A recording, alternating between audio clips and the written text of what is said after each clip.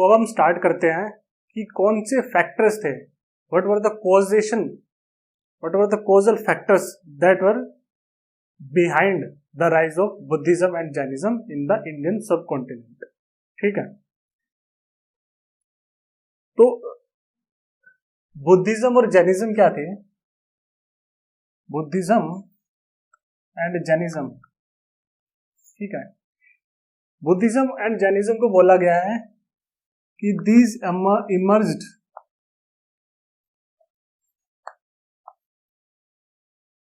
emerged as a kind of revolt movements, protest movements.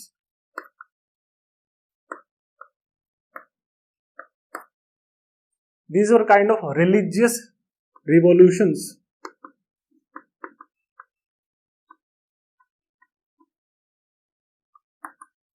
ठीक है, ये किसके अगेंस्ट हम इमर्ज हुए? Against the Brahmanical orthodoxy. ठीक है, ब्राह्मणिकल डोमिनेशन की वजह से सिस्टम, जो आपका जो सोसाइटी में अलग अलग टाइप की इविल प्रैक्टिसेस स्टार्ट हो गई थी। ठीक है, एक तो हम देखेंगे कि कास्ट सिस्टम इंट्रोड्यूस कर दिया गया था। ठीक है, तो इनइक्वालिटी को सोसाइटी में इंस्टीट्यूशनलाइज कर दिया गया था, उसको लेजिटिमाइज कर दिया गया था। ठीक है, यहां से आपका जो इविल प्रैक्टिस ऑफ अनटचेबिलिटीज वो भी स्टार्ट हो गई थी। ठीक है, सेकंड हम देखेंगे आपका सुपरस्टिशंस, अंधविश्वास, ब्लाइंड बिलीफ्स, डोगमाज, जो हम बोल रहे हैं, जो ब्राह्मण बोल रहे हैं वही सच है। ठीक है, ये स्टार्ट हो गया था, उसको क्वेश्चन ना करो। ठीक है, अंधा विश्वास करो, ये सारी चीजें स्टार्ट हो गई थी। ठीक है, एक्सेसिव रिचुअलिज्म हो गया था।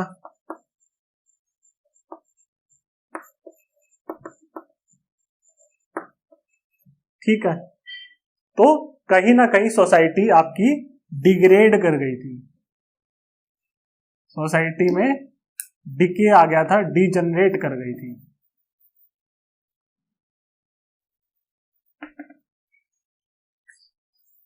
तो हिस्टोरियंस बोलते हैं कि जो बुद्धिज्म और जैनिज्म है, ये जो इविल प्रैक्टिसेस आई, इनके खिलाफ एक काइंड ऑफ रिवॉल्यूशन मूवमेंट और प्रोटेस्ट रिवोल्ट था। ठीक है, इसका एम क्या था बुद्धिज्म और जैनिज्म का? जो हिस्टोरिकल रॉन्ग है, ये जो इविल प्रैक्टिसेस है, इनको एलिमिनेट करना और सोसाइटी में सुधार लेके आना। ठीक है, रिफॉर्मेशन लेके आना, रिनेसा लेके आना, टू रिफॉर्म द सोसाइटी। ठीक है, रिनेसा लेके आना, ये इनका प्राइम एम था। तो सवाल ये उठता है कि ये जो टाइम था 6th सेंचुरी बीसी के आसपास, बहुत सारी मल्टीपल क्या थी आपकी multiple sects, multiple cults emerge हुए, क्योंकि लोगों की कहीं ना कहीं डिससेटिस्फैक्शन थी आप ब्राह्मणिकल मोनोपोली, ब्राह्मणिकल ऑर्थोडॉक्सी के अगेंस्ट। ठीक है, तो इसका सबसे पहले तो कॉज यही था कि आपका सोसाइटल रिफॉर्म। तो इसलिए इसको क्या बोला गया, जो इंडियन रेनेसा है, इंडियन रेनेसा आपका स्टार्ट हुआ था, ये बोलते हैं वेरियस फेजेस है। इंडियन रिफॉर्म्स हुए सोसाइटी में, मल्टीपल फेजेस में हुए। अगर आप अगेंस्ट द हिस्ट्री पूरा, अक्रॉस द हिस्ट्री पूरा ट्रेस करते हैं, ये बोलते हैं this is the first phase of Indian Renaissance, the emergence of Buddhism and Jainism. ठीक है, सेकेंड फेज आएगा जब आपकी भक्ति मूवमेंट स्टार्ट होगी। जिसमें भी कास्ट रिफॉर्म से आएंगे। और थर्ड फेज बोलते हैं आपके जब आप ब्रिटिशर्स आएंगे तो सती प्रथा की अबोलिशन होगा आपका, जब विलियम बेंटिक करेंगे, साथ के साथ आपके राजा राम मोहन रॉय, ईश्वर चंद्र विद्यासागर, दयानंद सरस्वती, जो सोसाइटल रिफॉर्म्स जो डिके आ गया उसको हटाने के लिए जो वो अपना एडवोकेसी करेंगे, that is the third phase of Indian renaissance. तो अब ये देखते हैं कि सी अगर ये नई टाइप की मूवमेंट्स इमर्ज कर रही है, नई टाइप की मूवमेंट्स इमर्ज कर रही है, तो इनके खिलाफ कहीं ना कहीं रिबेलियन को क्रैश करने के लिए रिएक्शन भी होना चाहिए। तो कहीं ना कहीं इन मूवमेंट्स का सप्रेस करने के लिए क्या, सप्रेस करने के लिए जो मूवमेंट्स को कहीं ना कहीं ब्राह्मण्स का रिएक्शन भी होना चाहिए। तो ये रिएक्शन क्या है, ये रिएक्शन क्यों नहीं हो पा रहा है? ठीक है, क्योंकि ये जो टाइम पे हम देखेंगे न्यूमरस कल्ट्स, आपके मल्टीपल कल्ट्स, खाली बुद्धिज्म और जैनिज्म तो फेमस है, और भी मल्टीपल कल्ट्स इमर्ज हुए। आप यहाँ पे देखोगे अलग अलग कल्ट इमर्ज हुए। एक जो कल्ट है वो देखेंगे आजीविकाज, आजीविका कल्ट है, ये बिलीव करता है फैटलिज्म में, भाग्य में। Everything is determined by faith.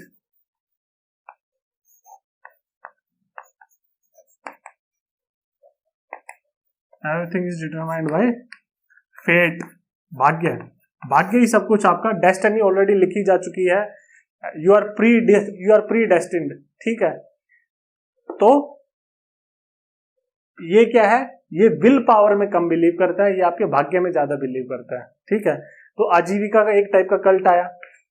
फिर हम देखेंगे क्या कहते हैं, आपका श्रमण मूवमेंट भी स्टार्ट हुई थी, श्रमणा मूवमेंट।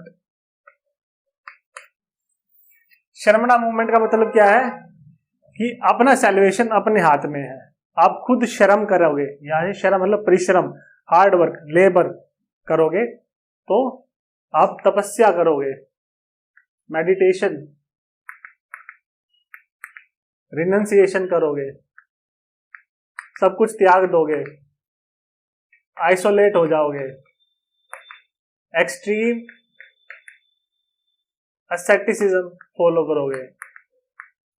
जब आप सब कुछ त्याग दोगे, बिल्कुल पॉवर्टी में जियोगे, एक्सट्रीम एस्थेटिसिज्म में जाओगे, आइसोलेट कर लो, आपको रेनोशिएट कर दोगे, ठीक है, वर्ल्डली बॉन्ड्स को आप तोड़ दोगे, उसके बाद ही आपका सेल्वेशन अचीव हो सकता है। तो ये श्रमणा मूवमेंट थी। तो ये जो है, ये जो एक्सप्रेस करने के लिए ये स्पेस कैसे मिल रहा है, क्या ब्राह्मण्स है, जब ब्राह्मण्स ने लिखा, धर्मशास्त्र लिखे,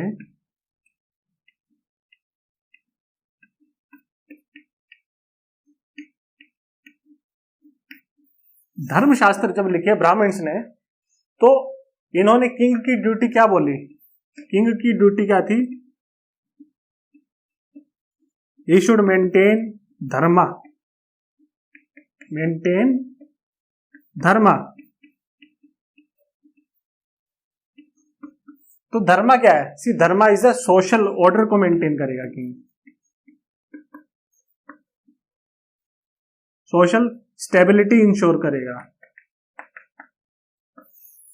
ये कैसे इंश्योर करेगा कि जो कास्ट का जो इंस्टीट्यूशन प्रोपिकेट किया गया, वर्णा का जो इंस्टीट्यूशन आपका सोसाइटी में लाया गया है बाय ब्राह्मण्स, मतलब जिसमें हर एक वर्ग को उनकी ड्यूटीज, उनकी रिस्पॉन्सिबिलिटीज और ऑब्लिगेशंस क्या है वो पहले से ही आपकी क्या है, डिक्टेट की जा चुकी हैं। तो ये जो कास्ट है, ये क्या एक दूसरे को कॉम्प्लीमेंट करती है। ठीक है, ये क्या एक दूसरे के लिए अपना क्या है, जो एक कास्ट नहीं कर पाती दूसरी कास्ट करती है। इसको बोलते हैं आपका डोरखाइम। डोरखाइम में जो आपके क्या कहते हैं सोशलिस्ट थे, वो इसको बोलते हैं आपके ऑर्गेनिक सॉलिडारिटी। ये जो कॉम्प्लीमेंटेशन हुआ है, that is nothing but an example of organic solidarity, जो सोशियोलॉजी स्टूडेंट्स हैं उनके लिए ज्यादा रेलिवेंट है। तो राजा का धर्म क्या है कि जो सोशल सिस्टम है उसको प्रिजर्व करना, उसमें कोई भी केओस ना आए, कोई मूवमेंट्स ना आए, कोई एनार्की ना आए, एवरीवन फॉलोज हिज और हर ड्यूटीज ऑब्लिगेशंस। शूद्र ऐसा ना है कि मास मूवमेंट करके कि अपना जो सर्वेंट वाला काम है, सर्वेंट वाला रोल छोड़ दे। तो इसका काम को इंश्योर करना कौन करेगा? That is the Dharma, that is the duty of your warrior, that is the Dharma of your Raja, the king. तो ये यहाँ पे क्यों नहीं हो पा रहा है, इनको सप्रेस क्यों नहीं कर पा रहे? इसके मल्टीपल रीजंस हैं, और यही रीजन आपका कोज है आपका राइज ऑफ बुद्धिज्म। सी, जो क्षत्रिय ही थे,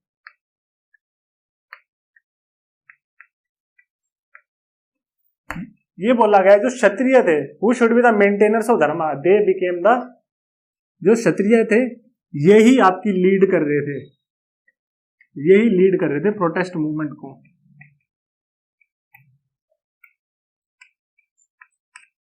ठीक है, हम देखेंगे जो आपके बुद्धा थे और महावीर, जो बुद्धिज्म और जैनिज्म को लेके आए, ठीक है, ये आपके क्या थे? ये क्षत्रिय है, ये नोबिलिटी को ही बिलोंग करते थे। ठीक है, तो ये क्षत्रिय रिएक्शन ही है। तो जो मेंटेनेंस ऑफ धर्म है वो तो खुद ही आपका क्या सोसाइटल चेंज लेने की कोशिश कर रहे हैं यहाँ पे। दूसरा हम ये देखेंगे इसी में कि ये जो एरिया है जिसमें बुद्धिज्म और जैनिज्म का डेवलपमेंट हुआ, मगध और ईस्ट आपका बिहार और ईस्टर्न यूपी, इसमें क्या है? ठीक है, ईस्टर्न यूपी और बिहार, मगध क्या है? बिहार का ही पार्ट है। तो ये जो रीजन है इसमें जो किंग्स थे वो थे फिलोसोफर किंग्स थे। ठीक है, who believed in rationality, who believed in logic। ठीक है, तो these philosopher kings they enjoyed debates, discussions। ठीक है, so they abhorred superstitions। ठीक है, ब्लाइंड बिलीफ्स में वो बिलीव नहीं रखते थे। तो ये जो आपके फिलोसफिकल किंग्स थे आपके, जो इस रीजन में बिलोंग करते हैं, जब वो उस फिलोसफी में बिलीव ही नहीं कर रहे, तो how would they be able to maintain the dharma? ठीक है, तीसरा हम ये देखेंगे कि ये जो रीजन था Magadha, it lies outside Aryavarta. ठीक है, ये आर्यव्रत के बाहर लाई करता है। तो जो ब्राह्मणिकल स्फेयर है, जो ब्राह्मणिकल एरिया ऑफ डोमिनेंस है, उसमें ये लाई ही नहीं करता। और आपका मगध में ही सबसे पहले आपकी बुद्धिज्म की स्टार्टिंग हुई थी। ठीक है, तो यहां पे इनको क्या मिला? एक फ्रेश वर्जिन सॉइल मिला, जहां पे न्यू आइडियाज आपके इमर्ज कर सकते थे, क्योंकि आपके old ideas, old interest entrenched नहीं थे। ठीक है, आपके पुराने इंटरेस्ट उसमें थे ही नहीं। आर्यव्रत आपका वो बोलते हैं कि जो गंगा नदी है, ये गंगा नदी है, जो बिहार का जो नॉर्थन पोर्शन है और यूपी वगैरह, दिल्ली वगैरह, ये आर्यव्रत का पार्ट है। ठीक है, जो आपका सदर्न पोर्शन है बिहार का, ये आर्यव्रत का पार्ट है ही नहीं। तो since this is not the part of Aryavarta, तो इसीलिए ये यहाँ पे एक फर्टाइल सॉइल मिला आपका for the rise of new ideas. एक चीज और देखेंगे, दीज वर द 3 फैक्टर्स, हमने 3 फैक्टर देखे। चौथा फैक्टर यही होगा क्षत्रियाज का, रिवोल्ट का, कि see the relation between Kshatriyas and Brahmins, ये जो रिलेशन है ये it was driven by collusion and collision. ठीक है, कलूजन कब होगा? कलूजन होगा जब आपस में क्या है, these are the privileged caste. ठीक है, ये क्या था? प्रिविलेज्ड इलीट्स को बिलोंग करते थे, तो ये एक दूसरे को सपोर्ट करते थे। तो इनके बीच में क्या था? एक म्यूचुअल एक्सचेंज था, एक क्विड प्रो को था। ठीक है, कि you help me I will help you, win win situation होगी इन दूसरों के लिए। तो ये जो है मिलके आपकी पूरी सोसाइटी को डोमिनेट करते थे, रूल करते थे। ठीक है, आपके जो क्षत्रिय है वो ब्राह्मण्स को वेरियस गिफ्ट्स देते थे, कैटल का। हमने देखा कि अश्वमेध यज्ञ हुआ उसमें 2.5 लाख काउज दी गई हैं जो चीफ ऑफिशिएटिंग प्रीस्ट था, तो कैटल का, वुमेन का एज ए डोमेस्टिक स्लेव्स, और साथ साथ बाद में लैंड का गिफ्ट आने लग गया। ब्राह्मण क्या करता था, आपको लेजिटिमेसी देता था किंग को। ठीक है, उसको एक गॉड स्टैचर दिया जाता था। ठीक है, ब्राह्मण द्वारा ऐसी ऐसी स्क्रिप्चर्स लिखी जाती थी जिसपे ये जो है, since these are the priests, these are the intermediaries between the normal people and the god, तो ये क्या है, एक गॉड का स्टेटस दे देते थे कि ये जो राजा है यही राम राज्य लेके आएगा, यही गॉड्स रूल लेके आएगा, ये सही लेजिटिमेट ईयर है, ये सही उत्तराधिकारी है। तो ऐसे करके जस्टिफिकेशन करते थे। ठीक है, साथ साथ आपका सैक्रिफाइसेस भी करते थे, वॉर गॉड्स को भी इन्वोक करते थे, जिससे वो जो है आपके बड़े बड़े अश्वमेध राजसूय सैक्रिफाइस, जिससे राजा का पावर, इन्फ्लुएंस, ओरा क्या वो उसका आपका नॉर्मल जनता में बढ़े। ठीक है, तो यार आपस में इनका कलूजन था, कोलूडेड थे, एक दूसरे को हेल्प करते थे, और ये साथ में मिलके पूरी सोसाइटी। वैश्यास क्या थे, मेन टैक्स कंट्रीब्यूटर्स आपके वैश्यास थे। ठीक है, और साथ में शूद्रास है जिनको तो बिल्कुल लोअर स्टेटस दे दिया गया था, आपका एग्रीकल्चरल स्लेव्स बना दिया गया था। तो ये जो 2 अपर कास्ट है, नीचे 2 लोअर कास्ट का आपका एक्सप्लॉयटेशन करके अपना कलूजन कर रहे थे। लेकिन कभी कभी इनकी आपस में ही नहीं बनती थी। ठीक है, कि एक दूसरे पे ये क्या है, डोमिनेंस बताने की, we should be at the port. कभी क्षत्रिय बोलते हैं कि असली पावर हमारे पास है, कभी ब्राह्मण बोलते थे कि असली power lies within us, we are on the top of the caste hierarchy. ठीक है, तो ब्राह्मण्स बोलते थे कि शतपथ ब्राह्मण में लिखा गया, जैसे जब अश्वमेध यज्ञ होगा, जो नॉर्थ साउथ ईस्ट वेस्ट है, हर एक डायरेक्शन में जो लैंड होगा वह ब्राह्मण को दिया जाएगा। ठीक है, ये तो फिजिबली वैसे ही पॉसिबल नहीं था।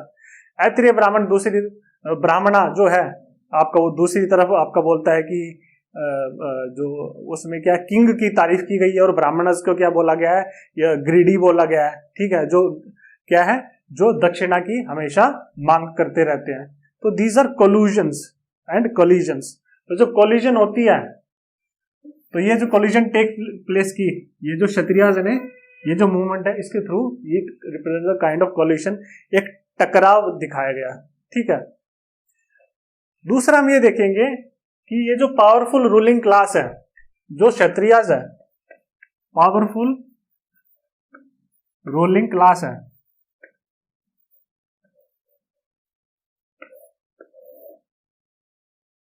खाली ये पावरफुल रूलिंग क्लास ही आपका क्या है, रिवॉल्यूशन लेके आ सकती है।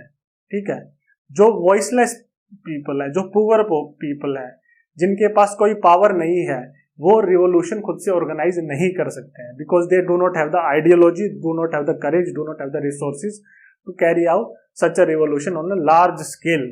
ठीक है, तो जैसे आप देखोगे कि जितनी बड़ी बड़ी रिवॉल्यूशंस हुई हैं, उसमें जो है एक पावरफुल क्लास हमेशा दूसरी पावरफुल क्लास को ओपोज करेगी। तो ग्राम्स्की एक पॉलिटिकल साइंटिस्ट है, वो बोलते हैं, ग्राम्स्की पॉलिटिकल साइंटिस्ट ये बोलते हैं कि one kind of inequality after a revolution is replaced by another kind of equality. दूसरी इक्वालिटी आ जाती है, कुछ भी चेंज नहीं होता। तो इसमें जो मार्क्सिस्ट स्कॉलर्स है, इंडियन मार्क्सिस्ट, उन्होंने बोला है जब इंडिया का इंडिपेंडेंस हुआ तो एक काइंड ऑफ जो आपकी इनइक्वालिटी थी, when Britishers were ruling was replaced by another kind of inequality, that is your the new political elites. ठीक है, साथ के साथ हम ये देखेंगे जो इंडियन फ्रीडम स्ट्रगल भी हुआ था, उसमें मूवमेंट को लीड किसने किया था, जो इंडिया की बुर्जुआ क्लास थी, जो इंडिया की जो मिडिल क्लास थी, लॉयर्स, ठीक है, जो लैंडलॉर्ड्स थे। अब स्टार्टिंग में पढ़ोगे जितनी भी सोसाइटी की फॉर्मेशन हुई, जितनी एसोसिएशन बनी, आपके लैंडलॉर्ड एसोसिएशन, जमींदार एसोसिएशन, जो बड़े बड़े रिफॉर्मर्स आए, they were actually the descendant of the landlords. उनके पास ऑलरेडी रिसोर्सेज थे, दे वर वेस्टर्न एजुकेटेड, तो वो क्या है, उनका रिप्रेजेंटेशन था ही नहीं सर्विसेज में और इंडियन पॉलिटिक्स में। ठीक है, तो they wanted Swaraj, self rule, इसलिए उन्होंने बोला। ठीक है, तो ये जो है ये जो जब सारे के सारे जो है ये इंटेलेक्चुअल्स, ये इंडिया बुर्जुआ क्लास एक प्लेटफॉर्म पे इकट्ठी हुई, उसको बोला गया Indian national Congress. See this is a Marxist explanation I am talking about. और ये जो क्लास है इसी ने ही आइडियोलॉजी दी, इसी ने ही प्रोपेगेंडा दिया और इसी ने ही नेशनलिज्म क्या जनरेट किया अमंग द मासेस।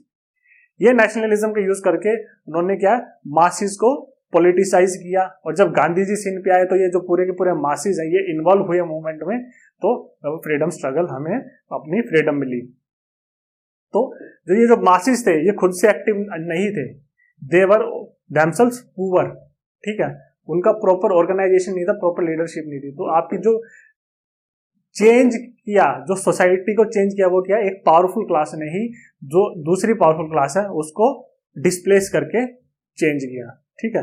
तो this is the first causal factor, Kshatriyas behind the rise of Buddhism and Jainism in the Indian सब कॉन्टिनेंट। अब हम दूसरा कॉजल फैक्टर देखते हैं। सेकंड फैक्टर हम देखते हैं, first one was the Kshatriya, second है वो इकोनॉमिक। ये था आपका इकोनॉमिक फैक्टर।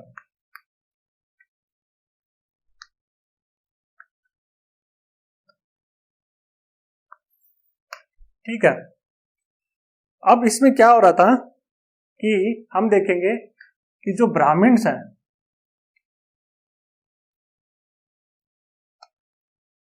इन्होंने क्या स्टार्ट किया, इन्होंने कल्ट ऑफ सैक्रिफाइस।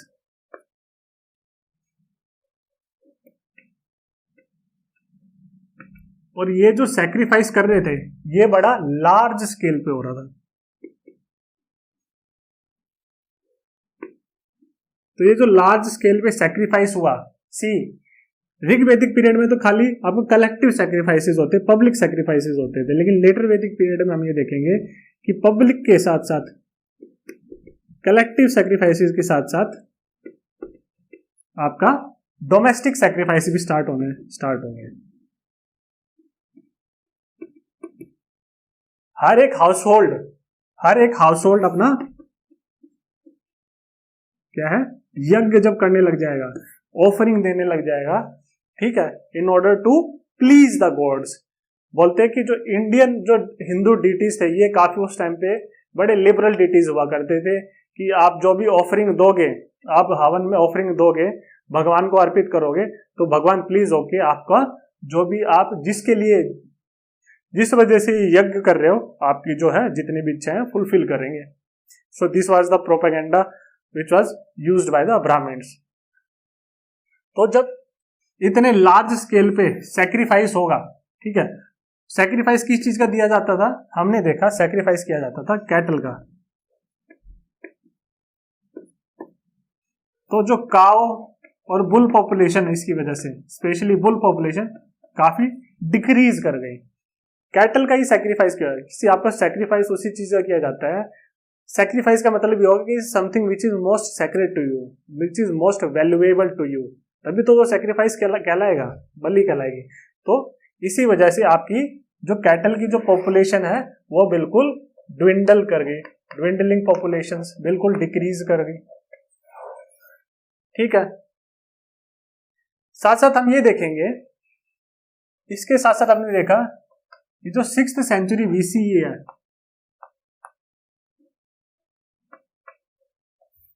इसमें आयरन का यूज होना स्टार्ट हो गया था, ठीक है। तो आयरन के इंप्लीमेंट्स जब एग्रीकल्चर में यूज होंगे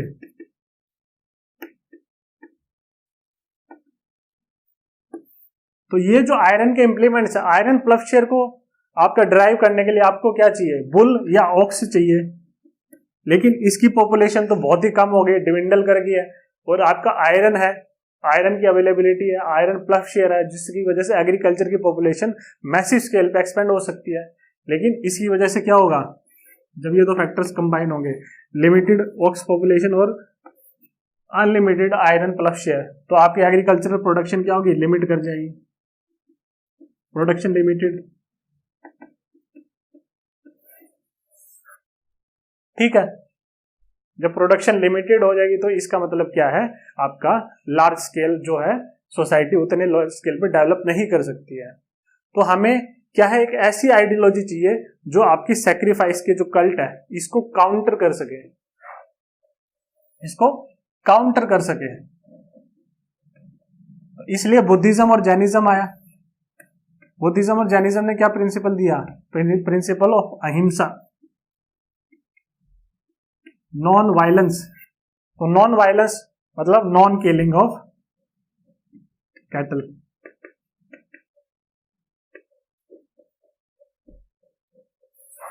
ठीक है, इसकी वजह से क्या है, आपकी कैटल पॉपुलेशन धीरे धीरे करके इस एरिया में इंक्रीज होगी और आयरन का प्लस शेयर यूज होगा, तो आपकी एग्रीकल्चरल जो प्रोडक्टिविटी है वो बहुत ही ज्यादा मैसिव स्केल पे एक्सपेंड करेगी। ठीक है, दूसरा हम देखेंगे कि एक तो ये रीजन था कैटल पॉपुलेशन ड्विंडल करने का, दूसरा ये देखेंगे ये जो रीजन था मगध का।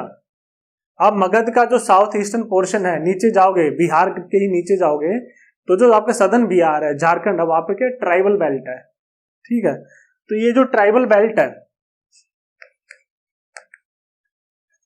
इसमें भी क्या है, large scale consumption of beef होता था।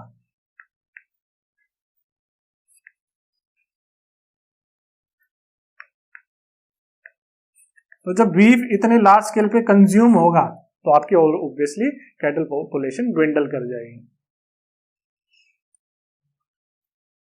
सेकेंड फैक्टर हम ये देखते हैं कि हम ऑलरेडी ये पढ़ चुके हैं कि how iron is linked to the rise of cities. जिसको ये नहीं पता, आप ऋग्वेदिक लेक्चर सुनिए या फिर इंडस वैली सिविलाइजेशन के प्रीवियस लेक्चर्स को फॉलो करें, उसमें ये मेंशन किया है कि आयरन की वजह से सिटीज का राइज कैसे हुआ। जब आयरन इंप्लीमेंट जो है वो सुपीरियर टूल ऑफ एग्रीकल्चर है। ठीक है, जब सुपीरियर टूल ऑफ एग्रीकल्चर होगा तो आपका जो है एक वुडन प्लेफशेयर से आप कंपेयर करो, वुडन प्लेफशेयर के कंपैरिजन में आप आयरन का यूज करके लार्ज स्केल आप क्या है प्लफिंग कर सकते हो। आप कम टाइम में कम लेबर का यूज करके मैक्सिमम रिसोर्सेज, मैक्सिमम जो है फील्ड्स को प्लफ कर सकते हो। ठीक है, उसकी वजह से आपकी एग्रीकल्चरल प्रोडक्शन एक्सपेंड करेगी। ठीक है, दूसरा एग्रीकल्चरल प्रोडक्शन एक्सपेंड की तो सेकंड चीज क्या होगी कि आपका कैपिटल है, जो आपकी मशीनरी है वो सुपीरियर है, तो आप कम से कम लेबर यूज करके, ठीक है, उस जो सुपीरियर कैपिटल है, जो सुपीरियर मशीनरी और टूल है जो आयरन प्लफशेयर का, तब भी आप प्रोडक्शन बढ़ा सकते हो। तो यहां से जो आपका लेबर है वो एग्रीकल्चर से रिलीज होगा, फ्री होगा, क्योंकि आपका लेबर उतने लार्ज स्केल पे यूज नहीं हो रहा जैसा प्रिमिटिव टाइम्स पे यूज होता था, ड्यू टू उस टाइम पे मशीनरी अच्छी नहीं थी, तो आपका लेबर ज्यादा यूज होता था। ये जो फ्री लेबर हुआ ये मूव करेगा आपका टाउन्स की तरफ, ये नॉन एग्रीकल्चरल ऑक्यूपेशंस प्रैक्टिस करने लग जाएगा, तो यहां से सिटीज का राइज होगा। प्लस हमने देखा कि एग्रीकल्चरल एक्सपेंशन भी इतने लार्ज स्केल पे एक्सपेंड कर रही है कि ये क्या है, extra food, extra provision of food resources generate कर सकती है आपकी सिटीज की ग्रोथ के लिए, क्योंकि सिटीज में तो आपका नॉन एग्रीकल्चरल ऑक्यूपेशंस होगा, तो यहाँ से आपका सिटीज का भी राइज हो गया, तो यहाँ से आपका रूरल एरियाज का राइज हुआ, रूरल एरियाज में प्रोडक्शन बढ़ रही है, सिटीज में भी प्रोडक्शन बढ़ रही है, नॉन एग्रीकल्चरल ऑक्यूपेशन बढ़ रही है, तो दोनों जगह से इनकम बढ़ रही है। दोनों जगह से इनकम बढ़ेगी तो आपका जो राजा है उसका टैक्सेशन बढ़ेगा, उसके रिसोर्सेज बढ़ेंगे। ठीक है, जैसे ही राजा के रिसोर्सेज और टैक्सेशन बढ़ेगा, इसका मतलब क्या है, वो एक स्टैंडिंग और रेगुलर आर्मी रख सकता है, जिस आर्मी को वो ट्रेन कर सके, रिक्रूट कर सके, जिसको सैलरी दे सके, ठीक है, जिसको वेपन्स दे सके। तो ये standing army first time due to, देखिए किस वजह से राइज हो रही है, आयरन की वजह से, तो फर्स्ट टाइम क्या है, रेगुलर आर्मी होगी। उससे पहले आर्मी मोबिलाइज की जाती थी, क्लैंस के हेड्स को बुलाया जाता था ऋग वैदिक और लेटर वैदिक टाइम्स में, तो फाइनल जब वॉर होती थी, जब उस टाइम पे आर्मी मोबिलाइज हो जाती थी। लेकिन इस टाइम पे क्या है, राजा की खुद की आर्मी हो जाएगी, तो राजा ज्यादा पावरफुल बन जाएगा। तो यहाँ पे जब खुद की आर्मी होगी तो बड़े बड़े किंगडम्स का राइज होगा आपका 6th सेंचुरी बीसी में। तो जब किंगडम्स, बड़े बड़े किंगडम्स का राइज हो रहा है तो राजा और भी पावरफुल हो रहा है। ठीक है, तो ये जो कनेक्ट है आपका, ये ऑलरेडी मैं एक्सप्लेन कर चुका हूं प्रीवियस लेक्चर्स में। तो आयरन की वजह से सिटीज का राइज होगा। ठीक है, अब ट्रेड भी सिटीज का राइज हुआ तो आप मतलब आपके पास सरप्लस है, यहाँ पे फूड का सरप्लस है, वहां पे नॉन एग्रीकल्चरल ऑक्यूपेशन की वजह से सरप्लस है, तो ये जो सरप्लस है इसको आप ट्रेड कर सकते हो। ठीक है, तो आप इकोनॉमी, ये जो टाइम था यहाँ पे हमने देखा आयरन का यूज हुआ, ठीक है, एग्रीकल्चर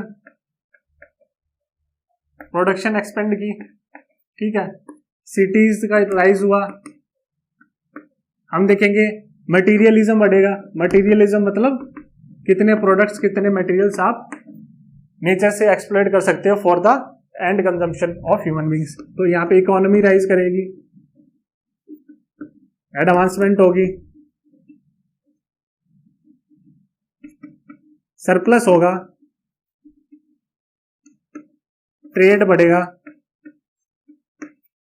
ठीक है, इतनी सारी चीजें यहां पे हो रही है। तो ट्रेड बढ़ेगा, इकोनॉमी डेवलप कर रही है, तो यहां पे simple system of exchange follow नहीं हो सकता है।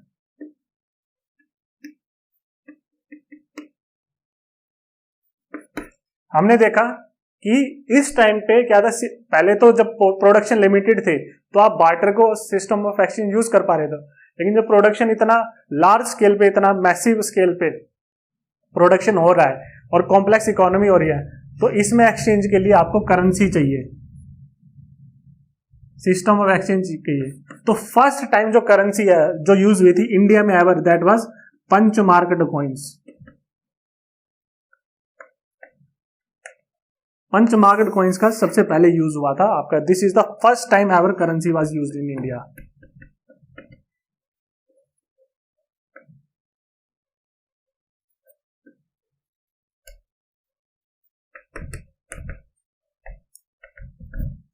ठीक है, पंच मार्क कॉइन्स मतलब क्या है, ये जो कॉइन्स है इन पे इंस्क्रिप्शन कोई इनग्रेविंग्स नहीं होती थी, इन पे क्या था, पंच किया जाता था। So this is why they are known as punch mark coins.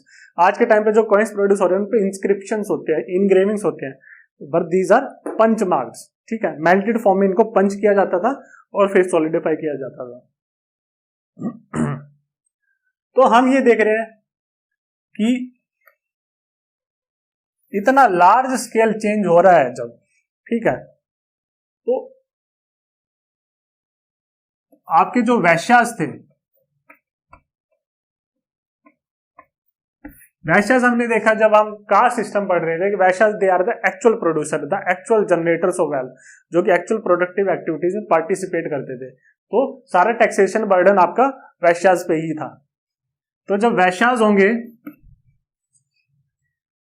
वैश्यास जब ये इकोनॉमी डेवलप करेगी, इस इकोनॉमी डेवलप करने के लिए मेन ऑक्यूपेशन ग्रुप कौन सा है, वैश्यास। तो वैश्यास की वेल्थ मैसिव वे में राइज होगी। ठीक है, ये बड़े बड़े ट्रेडर्स,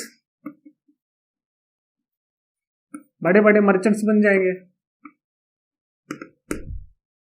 ठीक है, तो जब ये इतने बड़े ट्रेडर्स और मर्चेंट्स बन जाएंगे तो ये क्या चाहेंगे कि जो उनका स्टेटस हो, इनका स्टेटस शुड बी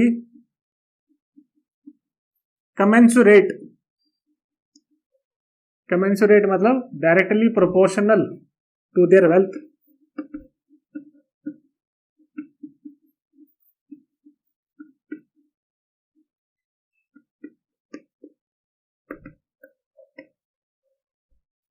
ये तो वो चाहेंगे।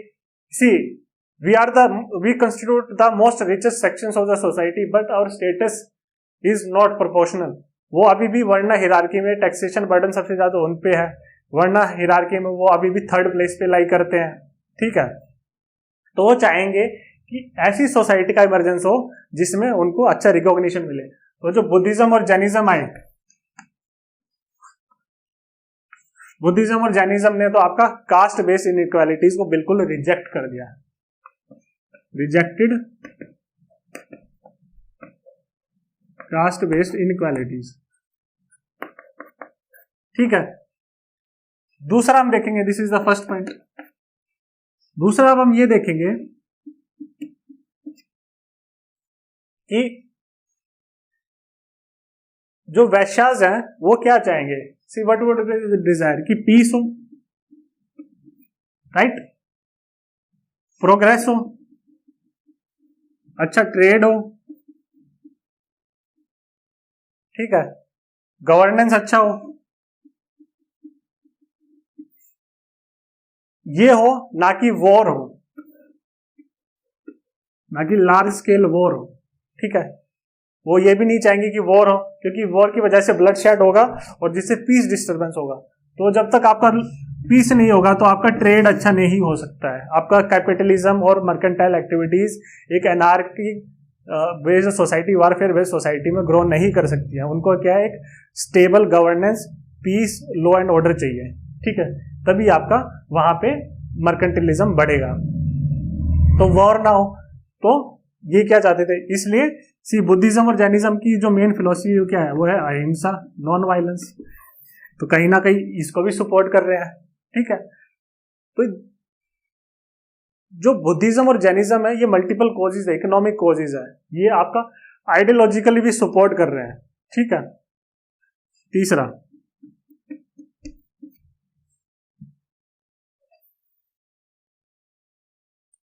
तीसरा क्या होगा कि जो धर्मशास्त्र है, धर्मशास्त्र में, हिंदू धर्मशास्त्रों में लिखा गया है कि the practice of usury, usury मतलब you are lending money on interest,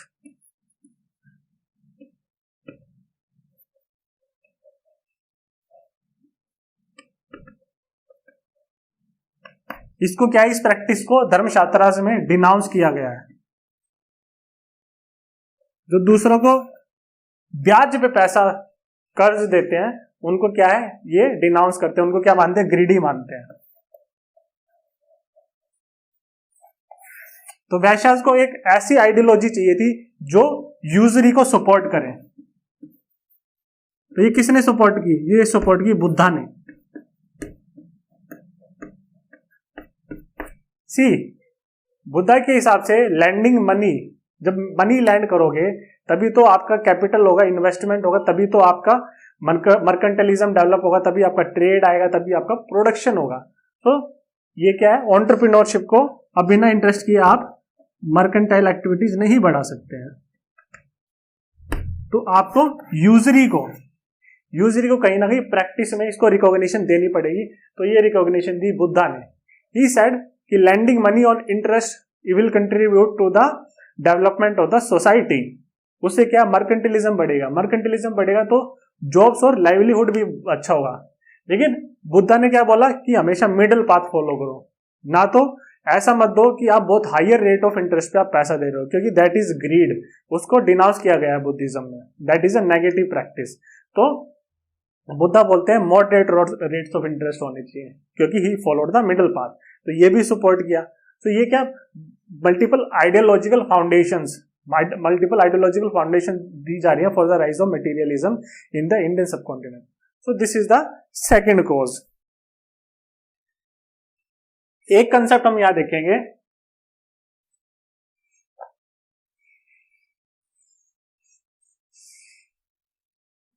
कि कार्ल मार्क्स क्या बोलते हैं। सी मार्क्स बोलते हैं कि आपका इकोनॉमिक चेंज होगा,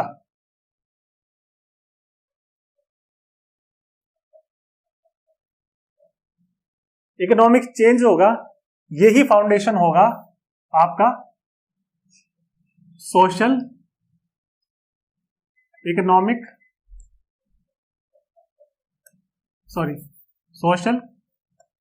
पॉलिटिकल और रिलीजियस चेंज के लिए। दिस इज द फाउंडेशन, ये फाउंडेशन होगा। सबसे पहले चेंज होगा इकोनॉमिक, ठीक है, ये आपका बेस लाई करेगा। This is the foundation, this is the base, ये आपका कॉज होगा। जैसे इकोनॉमिक चेंज होगा, इस इकोनॉमिक चेंज को सपोर्ट करने के लिए, आपका सोसाइटी, पॉलिटिक्स और रिलीजन सारे चेंज हो जाएंगे। तो economic change relate to social, political and religious changes, ठीक है। तो ये चेंज इसलिए होंगे क्योंकि इकोनॉमिक चेंज को फर्दर ऑगमेंट कर सके, फर्दर सपोर्ट कर दे, फर्दर इंक्रीज कर सके, ताकि सोसाइटी का फर्दर एडवांसमेंट हो। तो ये क्या है, ये आपका सुपर स्ट्रक्चर बोला कि ये सुपर स्ट्रक्चर आपका बेस को सपोर्ट करेगा, ठीक है, ताकि फर्दर डेवलपमेंट हो। तो इकोनॉमिक चेंज ये बोलते हैं कि फैक्टर्स ऑफ प्रोडक्शन की वजह से होता है, फैक्टर्स ऑफ प्रोडक्शन, ठीक है। न्यू टूल्स, न्यू टेक्नोलॉजी आती है तो आपका पूरा इकोनॉमिक चेंज हो जाता है। जैसे यहां पे आया आयरन, ठीक है, आयरन की वजह से पूरा मोड ऑफ प्रोडक्शन पूरी इकोनॉमी चेंज होगी। ठीक है, तो आपका फैक्टर ऑफ प्रोडक्शन टूल है, इसकी वजह से पूरी mode of production that is पूरी इकोनॉमिक चेंज होगी। और इकोनॉमी चेंज हुई तो सोशल, पॉलिटिकल, रिलीजियस चेंज होगा, ये सुपर स्ट्रक्चर होगा, ये सपोर्ट ही करेगा आपका इकोनॉमिक चेंज को। इसका बेसिक एग्जांपल देते हैं। आप देखिए, स्टीम इंजन आया, स्टीम इंजन की वजह से फैक्ट्रीज डेवलप हुई, और ये फैक्ट्रीज डेवलप हो गया आपका है इंडस्ट्रियल रिवॉल्यूशन, जिससे आया कैपिटलिज्म। ठीक है, तो आपका इकोनॉमिक चेंज आ गया। अब इस इकोनॉमिक चेंज को करने के लिए सोशल चेंज क्या आया? ठीक है, सोशल चेंज ये आया कि आपकी joint family was replaced by nuclear family. क्यों? क्योंकि न्यूक्लियर फैमिली छोटी फैमिली है, कंसाइज फैमिली है। तो इंडस्ट्रियल रिवोल्यूशन क्या रिक्वायर करती है? मोबिलिटी चाहिए होती है लेबर की। तो लेबर एक जगह से दूसरी जगह जहां भी उसकी रिक्वायरमेंट है मूव कर सके, तो छोटी फैमिली आसानी से मूव कर जाएगी in the search of better opportunities. तो अपने रूट्स को उखाड़ने की कोशिश करी जाएगी। तो सोशल चेंज आया, फिर एजुकेशन में भी चेंज आया। आप इंडस्ट्रियल रिवोल्यूशन में ये सब पढ़ोगे। एजुकेशन में चेंज कैसे आया कि आपको नया करिकुलम चाहिए होगा, आपको मोर टेक्निकल और इनोवेटिव एजुकेशन चाहिए होगी, तो एजुकेशन भी चेंज कर गया। फिर रिलीजन चेंज आया, यहां पे डेवलप हुआ प्रोटेस्टेंटिज्म का। ठीक है, प्रोटेस्टेंटिज्म में के जो इथिकल आइडियाज थे उन्होंने सपोर्ट किया कैपिटलिस्टिक आइडियाज को।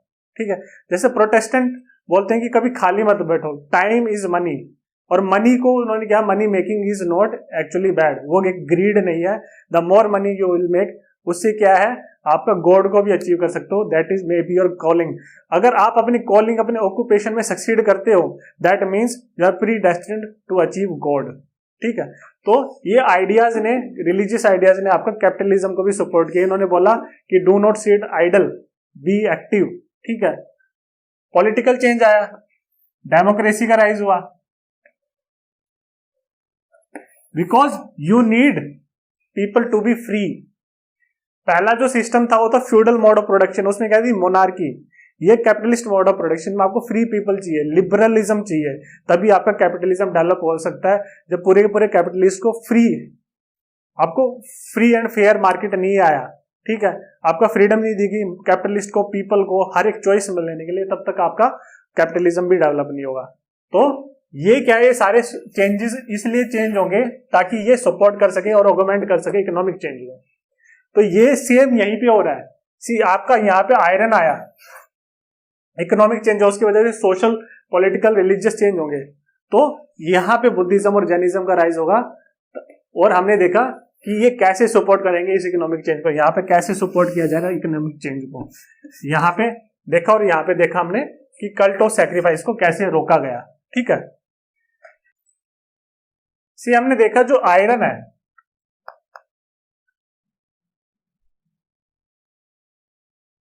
आयरन से एग्रीकल्चर में भी रेवोल्यूशन आया, एग्रीकल्चरल रेवोल्यूशन भी आया, सोसाइटी को कंप्लीटली चेंज कर दिया, रिलीजन और इकोनॉमी, पॉलिटिक्स को कंप्लीटली चेंज कर दिया आपका आयरन की वजह से। अब हम ये देखेंगे, इसी 6th सेंचुरी बीसी में हमने देखा था कि आयरन का यूज आपको होने लग गया था ईस्टर्न यूपी और बिहार में। हम बार बार ईस्टर्न यूपी और बिहार क्यों बोल रहे हैं? क्योंकि यही जो रीजन है, इसी रीजन में आपके multiple sects, multiple cults, Buddhism, Jainism का इसी रीजन में राइज हुआ। 6th सेंचुरी बीसी तक हमने देखा, जब हम लेटर वैदिक पीरियड पढ़ रहे थे, कि जो आर्यंस थे उनका जो सेकेंड फेज ऑफ एक्सपेंशन हुआ, तो फर्स्ट फेज में तो उन्होंने कुरुक्षेत्र पे अपना हक जमा लिया था। ठीक है, सबसे पहले वो ओरिजिन सेट हुए थे पंजाब में, सप्त सिंधु में। तो फर्स्ट फेज ऑफ एक्सपेंशन में उनका आपका जो है अपर गैंगेटिक दोआब, ठीक है, आपका वहां पे उन्होंने पूरा का पूरा उनका अंपायर आया, कुरु पांचाल किंगडम। सेकंड फेज में उनका एक्सपेंशन हुआ, फर्दर ईस्टवर्ड एक्सपेंशन हो रहा है सी उनका। सेकंड फेज में वो पहुंच गए आपका ईस्टर्न यूपी और बिहार में, और साथ साथ अपने साथ आयरन की नॉलेज यहां पे लेके आए। ठीक है, ये जो रीजन था हमने देखा, एक तो सैक्रिफाइस कम कर दिया है, दूसरा आयरन का यूज हो रहा है, इससे प्रोडक्शन तो बढ़ ही रही है। साथ के साथ हम ये देखेंगे यहां पे रेनफॉल, ये जो रीजन है, तो हम ज्योग्राफिकल फैक्टर भी पढ़ने की कोशिश कर रहे हैं that were behind the rise of your Buddhism. See जो रेनफॉल है, यहाँ पे रेनफॉल भी एम्पल है। जैसे आप ईस्टर्न यूपी और बिहार में जाते हो रेनफॉल एम्पल होती है, तो वहां पे इसलिए आप राइस जो कि वाटर इंटेंसिव क्रॉप है, आप उसको भी क्या है ग्रो कर सकते हो। रेनफॉल है, रेनफॉल होगी एक्सेसिव, तो आपका प्रोडक्शन इन 3 फैक्टर्स की वजह से यहाँ पे एक्सपेंड करेगा। तो आर्कियोलॉजिस्ट ये बोलते हैं कि ईस्टर्न यूपी और बिहार में ये जो पीरियड है 6th सेंचुरी बीसी के अराउंड, यहाँ पे हमें ज्यादा जो आयरन के इंप्लीमेंट्स रिकवर नहीं हुए। फिर हम ये कैसे कह सकते हैं कि लार्ज स्केल पे आयरन का यूज हुआ है? सी ये जो रेनफॉल है, रेनफॉल की वजह से जो आयरन के इंप्लीमेंट्स है उनकी रस्टिंग हो गई है। तो जो रस्टिंग हुई इसलिए जो आयरन के इंप्लीमेंट सर्वाइव नहीं कर पाए। तो this is the reason given. दूसरा हम ये देखेंगे, ये जो रीजन था इनिशियली जो पीपल रहते थे यहां पे, वो रहते थे अलोंग द रिवर फ्रंट। ठीक है, since this is the region of high rainfall, तो मतलब ये क्या है, हेवीली फॉरेस्टेड रीजन भी होगा।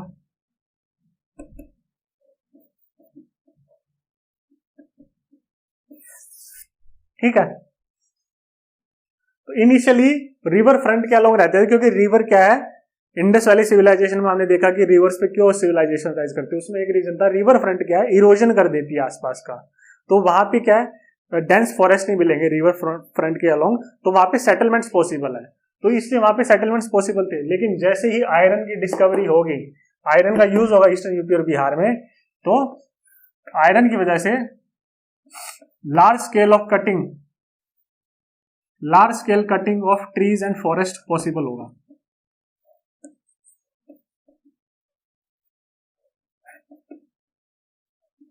जब large scale cutting of trees and forest possible होगा तो आपकी ह्यूमन सेटलमेंट्स भी बढ़ जाएंगी, तो पॉपुलेशन डेंसिटी बढ़ेगी।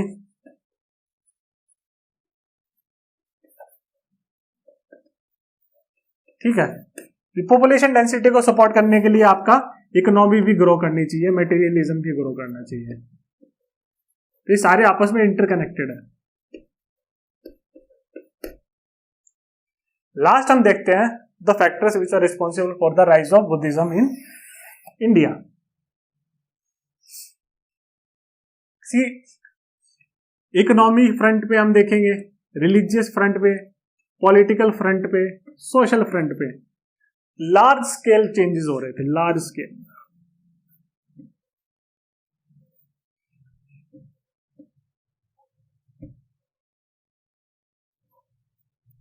ठीक है, तो हमने देखा कि जब बुद्धिज्म और जैनिज्म आए तो कास्ट को तो उन्होंने अपोज किया। ठीक है, कास्ट को तो अपोज किया, लेकिन यहां पे क्या क्लास डेवलप हो गई। वाई? बिकॉज जब इस लेवल में मटेरियलिस्टिक एडवांसमेंट हुई तो कुछ सेक्शंस हैं, स्पेशली वैश्यास और मर्चेंट्स, सेठी, इनको सेट्स बोला जाता है, इनके लिए वर्ड यूज हुआ है, सेठीज भी यूज हुआ है।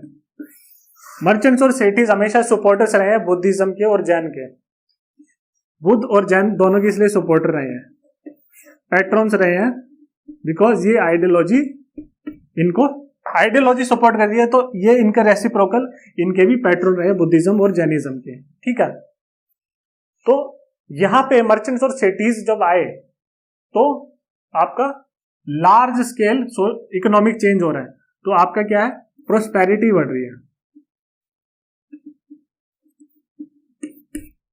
ठीक है, लेकिन इसकी वजह से क्या हो रहा है कि ये जो है मनी, वेल्थ, इसका कंसंट्रेशन हो रहा है फ्यू हैंड्स में।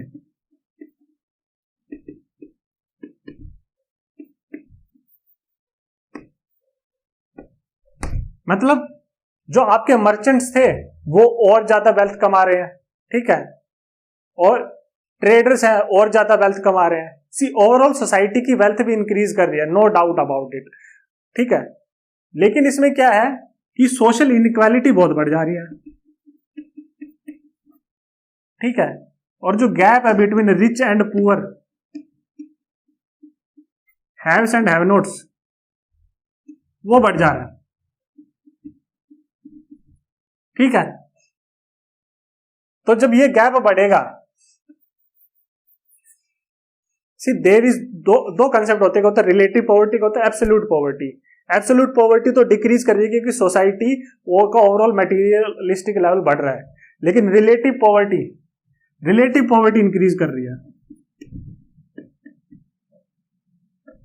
रिलेटिव पॉवर्टी मतलब जब जिनके पास कम रिसोर्सेज है वो अपने आप को कंपेयर करेंगे जिनके पास बहुत ज्यादा रिसोर्सेज हैं, तो एक्यूमुलेशन ज्यादातर जिनके पास ऑलरेडी वेल्थ है उनके पास ज्यादा एक्यूमुलेशन हो रहा है, तो रिलेटिवली ज्यादा पुअर फील करेंगे, इसलिए बोला relative poverty. It is always in comparison, it is always in relation to someone else, even if the lower sections are increasing their wealth, पर ये जो गैप है ये बढ़ता जा रहा है, ठीक है। तो रिलेटिव पॉवर्टी बढ़ेगी, तो रिलेटिव पॉवर्टी की वजह से रिलेटिव डेप्रीवेशन बढ़ता है, डिसकंटेंटमेंट बढ़ता है, इसकी वजह से क्या हुआ, रिलेटिव डेप्रीवेशन, डिसकंटेंटमेंट,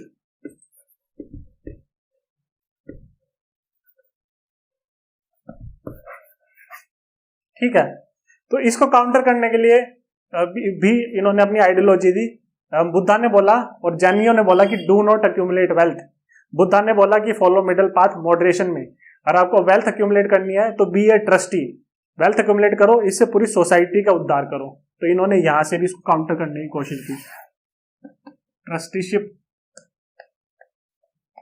ट्रस्टीशिप का प्रिंसिपल हम देखेंगे वो दिया जैनियों ने, और यही से ये जो जैनिज्म ने ट्रस्टीशिप का प्रिंसिपल दिया, यही से ही अपना जो गांधी ने यही प्रिंसिपल उठाया है जैनिज से, ठीक है।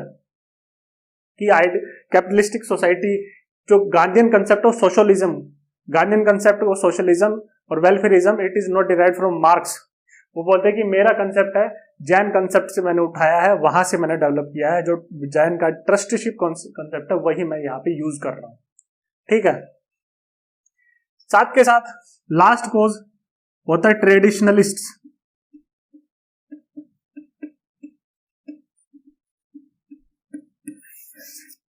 ट्रेडिशनलिस्ट कंजर्वेटिव क्या बोलते हैं, जब लार्ज स्केल सोशल चेंज होता है तो उसको क्या है वो डिस्पाइज करते हैं। यहां पे सोशल चेंज क्या हो रहा है, आपकी ड्रेस चेंज हो रही है, आपकी ड्वेलिंग्स चेंज हो रही है, प्राइवेट प्रॉपर्टी बढ़ रही है,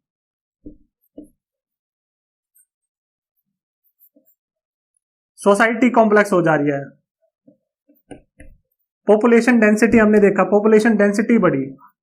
तो ये जितने के जितने चेंजेस हो रहे थे हर एक लेवल पे, इन्होंने के ट्रेडिशनलिस्ट और कंजर्वेटिव से इन्होंने इसको डिस्पाइज किया, सोशल इनइक्वालिटी को डिस्पाइज किया, पॉवर्टी को, साथ साथ ये चेंजेस को भी डिस्पाइज किया कि सोसाइटी इतनी लार्ज स्केल पे चेंज हो रही है।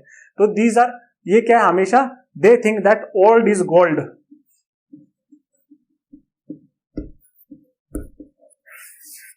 दे romanticised with the past, romanticise with the past, कि पुराना जमाना भी क्या जमाना था। इसे बोलते हैं we want to go back, जो सिंपल प्योर लिविंग थी जिसमें वेल्थ और ग्रीड नहीं था, हम उस टाइम पे जाना चाहते हैं। हम क्या है, फिर से प्रीवियस सोसाइटी, ट्राइबल, जो वैदिक सोसाइटी, ट्राइबल आपका क्या है, प्रिमिटिव कम्युनिज्म में जाना चाहते हैं हम, क्या है। तो इसके लिए भी ये जो इतना जो ग्रीड आया, इसको भी एस्केप करने के लिए क्या है, बुद्धिस्ट ने और जैनाज ने इसके लिए भी रास्ता खोजा। उन्होंने क्या है, जो अपने खुद के संघ बनाए, खुद के संघ हम पढ़ेंगे, खुद के ऑर्डर बनाए, उसमें क्या है, ये people they can isolate themselves from the world. अब संघ में रह सकते हैं, इस ऑर्डर में रह सकते हैं, जैनिज्म और बुद्धिज्म को प्रमोट करें। और ये जो संघ से इनके कोड ऑफ कंडक्ट क्या था कि सिंपल लिविंग, प्योर लिविंग, ठीक है, मिनिमलिज्म, ज्यादा यूज नहीं करना, ज्यादा ग्रीड नहीं, मिनिमलिज्म, ठीक है, पॉवर्टी, ठीक है। तो जो प्रीवियस लाइफ में जाना चाहते थे उनके लिए भी इन्होंने क्या है, उनके लिए भी स्कोप दिया। तो ये भी रीजन था for the rise of Buddhism, Jainism. See ये जो हमेशा जब लार्ज स्केल सोशल चेंज होता है तो ये डिबेट उठती है ट्रेडिशनलिस्ट वर्सेस मॉडर्निस्ट के बीच में। इंडस्ट्रियल रेवोल्यूशन के टाइम पे भी ऐसा ही हुआ था, जब लार्ज स्केल अपहीवल हो रहा था, सोसाइटी का चेंज हो रहा था मैसिव स्केल पे, तो उस टाइम पे भी ये भी डिबेट हुई थी। तो उस टाइम पे जो ट्रेडिशनलिस्ट कंजर्वेटिव थे वो दे आल्सो सेड कि we want to go back to the past, we want to go to the feudal society. ठीक है, क्योंकि ये जो नई सोसाइटी है ये बेकार सोसाइटी है। यहाँ पे क्या है, कॉम्युनल बॉन्ड्स टूट रहे हैं, ज्वाइंट फैमिली टूट रही है, न्यूक्लियर फैमिली आ रही है, एजुकेशन सिस्टम चेंज हो रहे हैं, तो we want to go back to the past, old is gold. ठीक है, तो सेम यहाँ पे आया है, सेम यहाँ पे आया। एक चीज हमने और कंपैरिजन करेंगे, हमने देखा इंडियन फ्रीडम स्ट्रगल से भी कंपैरिजन किया कि रिवॉल्यूशन हमेशा पावरफुल क्लास लेके आती है। तो इंडियन नेशनल कांग्रेस में क्या थे, बुर्जुआ मिडिल क्लास थी, वही लेके आई। आपके जो लॉयर्स थे, लैंडलॉर्ड्स थे, ठीक है, डॉक्टर्स थे, बड़े बड़े टीचर्स थे, वेस्टर्न एजुकेटेड पीपल थे, वो लेके आए। तो इसलिए क्षत्रिय लेके आए यहाँ पे भी ब्राह्मण्स को अपोज करके। फिर हमने दूसरा एग्जाम्पल देखा, ये वाला कंपेयर किया इंडस्ट्रियल रेवोल्यूशन से। तीसरा हमने यहाँ पे देखा कि आयरन को भी हमने कंपेयर किया कार्ल मार्क्स से, इंडस्ट्रियल रेवोल्यूशन के भी टाइम पे क्या चेंजेस हुए। लास्ट हम ये देखते हैं कि हमने देखा कि वैश्याज की वेल्थ बढ़ रही थी, तो वो चाहते थे कि अच्छा स्टेटस मिले उनको भी, जो कमेंसरेट हो उनके वेल्थ के अकॉर्डिंग।